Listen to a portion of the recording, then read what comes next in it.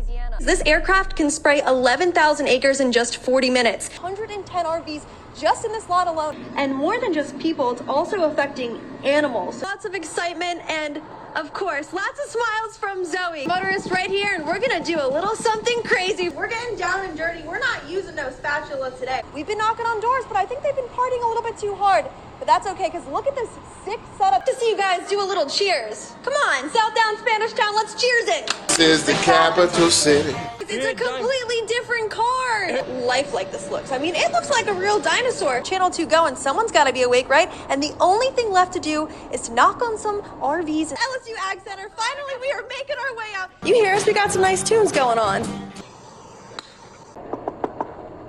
Let's see if we have any biters. Hopefully someone's awake. We need someone to party with us. And good morning! Right off the top, Mayor Broom. One phone call and a tweet later, and Mayor Broom was quick to clarify what records have been shared between the Cats Board and its attorney, Murphy Foster. Why this is important to build that trust and transparency. Those major changes are coming as the state says they won't give the city any more extended deadlines. Right off the bat, talk to me about how you guys have been preparing for this and what you're already seeing. That dashboard is giving VRPD an idea of what we're seeing out on the streets. Where are you? We are joining you right from the fast stop where that burglary took place after that school bus was taken. Several people were shot. I'm going to step out of the frame so you can see the scene right now. Something that left 2 dead and 1 injured. We're right where Scenic meets Chippewa at that Burger King just feet away. It appears that a bullet went right through that window. We're learning it was 50-year-old Cindy Anderson who died after running a stop sign and hitting that bus. That leak at CF Industries is now cleared, but it looked a whole lot different here this morning. Guardrails knocked over, broken glass, and trash surrounding the fraternity house. And just take a look at what we're dealing with. This is a lot of damage to this building. Flipped over on its side. You can see the entire front of it. The hood just completely peeled back. There's glass all over the street. Down power line across from government. So this is really just stretching across the entirety from the active scene. As you can see, police are still up there, EMS are still up there, and now it appears that a tow truck is up there. Lots of residents outside, not only concerned but confused on what exactly happened. Look at the front of that hood. It is completely smashed in. A large police presence along a lot of those exit ramps leading up to Terrace Street. If you look ahead, that's where Burbank meets Nicholson Drive. You'll see commuters are still making their way up on I-110 South, working to get the vehicle cleared from the scene. Even police around the area. Reports came in around 4 a.m. this morning. Since then, they've deemed the building a total loss. Stop to figure out what exactly happened and what exactly was taken from the scene. For now, we're live in Baton Rouge. Kalista Mitrisin, WBRZ News 2.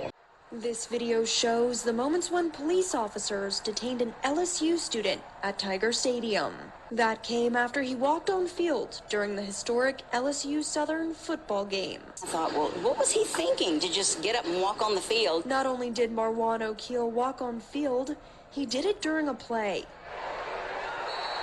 At first I was confused, though. I definitely thought it was 2 athletes that were having a little bit of a brawl. Others even noticed the moments leading up. I guess he hopped the fence and walked through the end zone onto the field, and there's a play taking place. I saw the video of it from that perspective this morning. This video and similar ones are flooding social media and have been viewed millions of times already.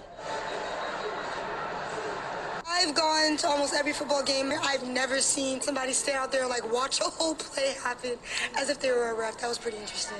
His time on the field didn't last long. He didn't want to leave, and so that's when 4 or 5 officers were involved. He was then taken to the university's police department, where the LSU student was issued a misdemeanor summons for criminal trespassing and resisting an officer.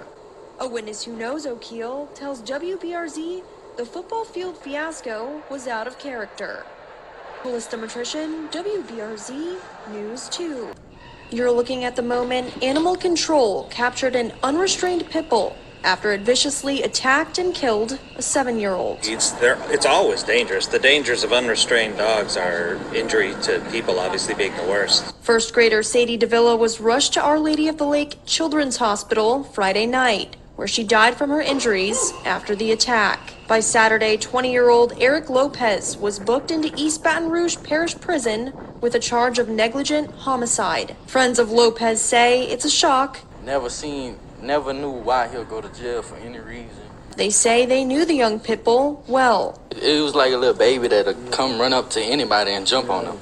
and wiggle his tail. Lifelong dog specialist Ed Erb says that doesn't take away from knowing what happened to Sadie. You can't just pretend that because it's sweet when it's young and it's always grown up in your house, that it doesn't have a genetic drive to do certain things. You can recognize the danger in a breed because certain breeds have tremendous bite force. That force left Avila with multiple bites to the face and severe skull damage. A twisted turn of events from her other visits with the dog. Like, usually she out there playing on a little playground they got right there, and she called the dogs. The family's house is just down the street from Lopez, on Kendallwood Road near the Amite River and parish line with Ascension. More than violating parish laws, Erb says dogs should never be unrestricted. Don't know how it's going to escalate. It can be a matter of when. In what way it exactly escalated is still in question. Arrest reports detail the dog's bloody and beaten face. According to Lopez's friends who were at his house that night, Supposedly they had a dog fight over there, and then the little girl got in between it. as grievances continue, so do concerns. On the same stretch of road, children playing. Not far, other unrestrained dogs roaming. A problem that plagues more than just one part of the parish. Kalista Mitrisin, WBRZ News 2. Downtown, tucked behind the banks of the Mississippi, is where you'll come across this. What's believed to be the Brook Hill. What's left of it is nearly fully exposed. A discovery Patrick Ford didn't intend on making. This past Sunday, I was out here looking and realized that the rest of the shore had washed away and there was an entire ship there. Ford comes to the riverfront to look for artifacts. I immediately text friends and was like, holy moly, I think I found a ship, a sunken ship. That's when he reached out to experts. Chip McGimsey is the state archaeologist. He says the ferry boat has some history here in the city. We believe this is a ship that was manufactured in 1896 in Indiana. Brook Hill and its sister ship Estruma served as ferries. The Estruma was the day ferry across the river. The Brook Hill was the night ferry across the river. We're within probably 100 feet of where the ferry landing was. At that landing is where its destruction happened. On September 29th of 1915, there was a major storm. Both ships sank. Brook Hill stayed grounded to the shore, and work to recover it began in the years to come. In 92, they did some limited investigations and could look at very small pieces, try and get understanding of how it was constructed and how old it was. Archaeologists had some troubles. At that time, it was not nearly as exposed as it is now. Drought-like conditions are bringing water levels to an all-time low. Banks once filled with water, now filled with little pools sitting stagnant. That and what's been underwater for quite some time. The opportunity now is to get a much better idea of how they actually built these early boats. For the most part, there are not good documents on boat building. Studying what's left of half the ferry's hull, they'll use pieces of the past to shed light on what Ford says is often overlooked. Well, I think a lot of times folks don't realize how rich our Louisiana history is. And how easily it can be found. Explore your surroundings. Get to know where you live and what's around beyond just what's in front of you. Take a walk. See what's out there. In Baton Rouge, Kalista Mitrisin, WBRZ News 2. My mother called me about 3:30 a.m. Thanksgiving morning to tell me that my brother had just been murdered. On Saturday, Jonathan Thomas stood in an apartment complex off of Gayosa Street, where his 33-year-old brother, Justin Henry, was murdered on Thanksgiving of last year. Thanksgiving is supposed to be a time of happiness and joy and family, but you know, Thanksgiving for us will never be the same. A number of open-endeds has left him with heavy emotions. Disbelief, confusion, anger, frustration. A feeling that he shares with Sharon Todd Dundee. Her son, Robert Dundee, was murdered on May 3rd of this year. His killer still on the loose. The pain, the wounds. Today, a glimpse of relief has hit her. Today is a blessing. Turning tragedy into triumph, Thomas and his family are supporting others affected by gun violence. That support is more than just a Thanksgiving dinner. We share the same grief. Problems with gun violence don't seem to be getting any better. Jane Wood works for the East Baton Rouge Crime Victims Unit. She says, the number of shootings have increased. I think it starts with community. You know, people have to not be afraid to speak out and step forward when they see something. In Baton Rouge, Kalista Mitrisin, WBRZ News 2. Thick black smoke rose from the woods in the town of Livingston on September 28, 1982. I got a phone call about 4:30 in the a.m. Rail cars sat mangled in a heap and burned in an alarming display of flames. Jerry Couture has owned and operated G&J's Drive-In since 1966.